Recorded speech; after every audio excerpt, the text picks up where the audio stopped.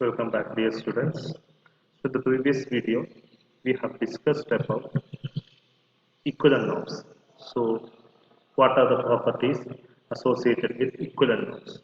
So, now we focus our attention on equivalent norms on a finite dimensional norm space. So, the basic property is that which can be stated as a theorem on a finite dimensional vector space X, any norm is equivalent to any other. So, if you define any two different norms on a finite dimensional vector space, they are actually same. This is what this theorem establishes. So, on a finite dimensional space, you can define any given norm, all those norms should be actually same, which clearly indicates that on a finite dimensional norm space, the topology induced by the different set of norms are actually same because all the norms are equivalent. And also another different property is that on a finite dimensional normed space, if you are given a Cauchy sequence with respect to a particular norm, that sequence should be Cauchy with respect to any other norm because all the norms are actually equivalent. So, on a finite dimensional normed space, if you are given with a particular Cauchy sequence or a convergent sequence, that sequence should be convergent in other normed spaces as well. So, this is the basic results which can be established in terms of the finite dimensional normed space. So, this is actually another characterization of the finite dimensional normed space. So, every finite dimensional normed space induces the same topology actually, which is what this theorem actually means, because all the norms which can be defined on a finite dimensional space is actually equivalent. So, which means they induce us the same Cauchy sequence, same convergence sequence, same open set, same closed set, etc. Let's move on to the proof of this theorem. In the proof, we use some previous results which we have already established. Given that X is finite dimensional, so that dimension of X is equal to n. Because dimension of X is equal to n, we can choose a basis consisting of n elements. Let the basis be set E1, E2, etc. En. These n elements are linearly independent and spans the elements in X. And let X be, small x be, any element in the space capital X. Okay. Then, by the definition of basis, X can be written as a linear combination of the elements E1, E2, etc. En. So, X should be equal to alpha 1 E1 plus alpha 2 E2 plus etc. plus alpha n En. X can be written as this.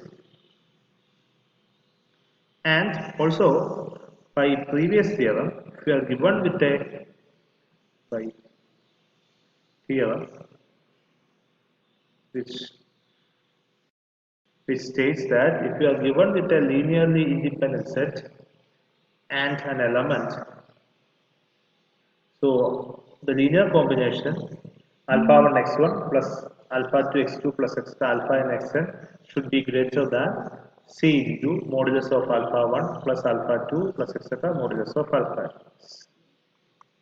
So, from previous theorem, norm of alpha 1 x1 plus alpha 2 x2 etc. alpha n xn should be greater than or equal to c into modulus of alpha 1 plus etc. modulus of alpha. This is a previous theorem which we have established. Okay. So this theorem which we are going to prove is actually a consequence of that theorem. So here x1, s2, etc. xn are linearly independent. Here instead of x1, s2, etc. xn, we have e1, e2, etc. en. So norm x which should be equal to norm of alpha 1 E1 plus alpha 2 E2 plus etc. alpha n En, which should be greater than or equal to C into modulus of alpha 1 plus modulus of alpha 2 etc. modulus of alpha n. We have used that theorem.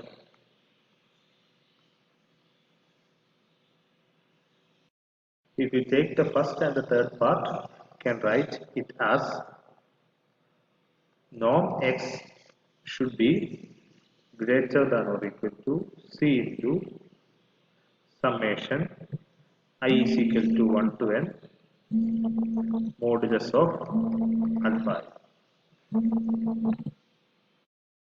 You write it as equation number 1. And now we choose another norm, norm x naught, which should be equal to norm of x can be written as norm of alpha 1 E1 plus etc. alpha n En with respect to the second norm.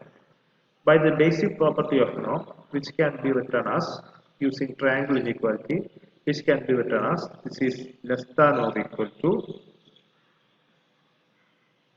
summation, actually I is equal to 1 to n modulus of alpha I into norm En by triangle inequality and basic property of norm. If we take E1 into etc. En, if we take k as the maximum of norm E1, norm E2, etc. norm En, we can substitute instead of E1 into etc. En the maximum value k. So the inequality becomes, the second inequality becomes norm x with respect to the second norm is actually less than or equal to summation I is equal to 1 to n modulus of alpha I into norm Ei. Instead of norm Ei, I am substituting its maximum k. So which should be less than or equal to k into k is common. I am taking its outside summation I is equal to 1 to n modulus of alpha.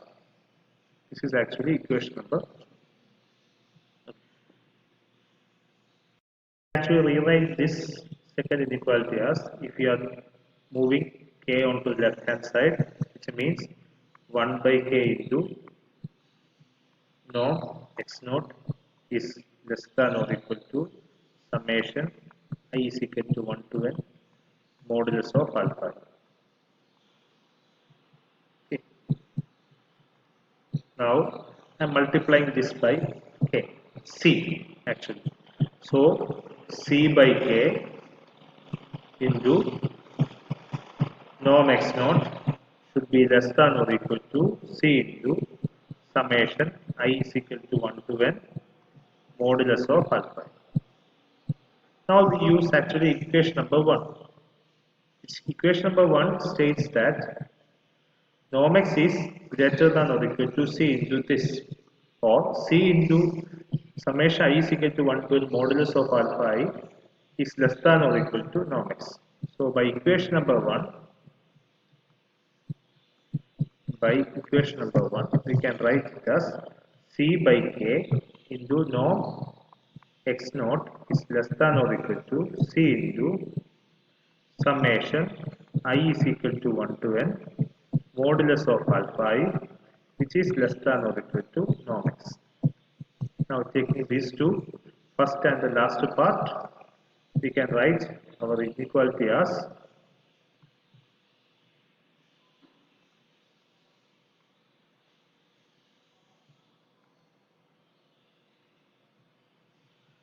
c by k into norm x naught should be less than or equal to norm x. Okay.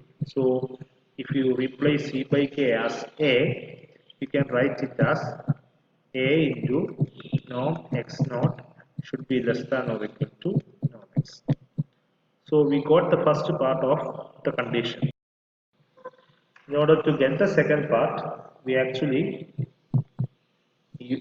substitute the condition norm x naught in place of norm x and norm x in place of norm x naught. That is, so x can be written as alpha 1 e1 plus alpha 2 e2 etc. alpha n a. So first we use norm x naught, which is equal to norm of alpha 1 e1 plus etc. alpha n en. And we use the theorem that even if etc. en are linearly independent, which implies there exists a constant such that this should be greater than or equal to c into summation I is equal to 1 to n modulus of alpha n. In the first part, we have used this theorem in the case of norm x. The second, we use this theorem on the case of norm x naught. So this write this as equation number 1. And for obtaining equation number 2, we use norm x.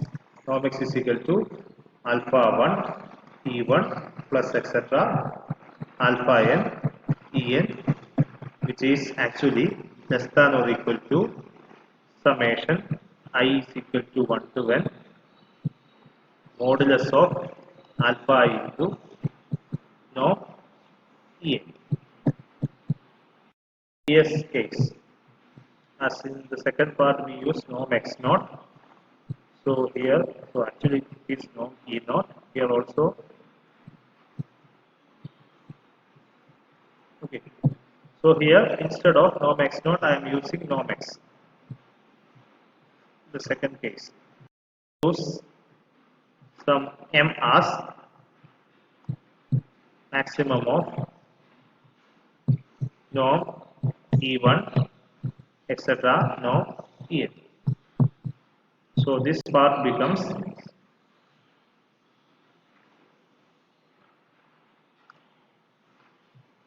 norm x is actually less than or equal to m into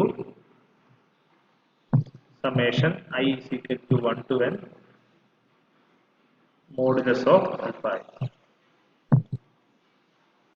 That's equation number 2. Now I multiply 2 out by equation number 2 by c. So norm x into c should be less than m into c into summation I is equal to 1 to n modulus of alpha. And by equation number 1, this quantity c into summation I is equal to 1 to n modulus of alpha is less than or equal to norm x. So I can replace by equation number 1, this should be less than or equal to m into norm x. Now I am moving this c onto the right hand side. So I get norm x should be less than or equal to m by c into norm x naught.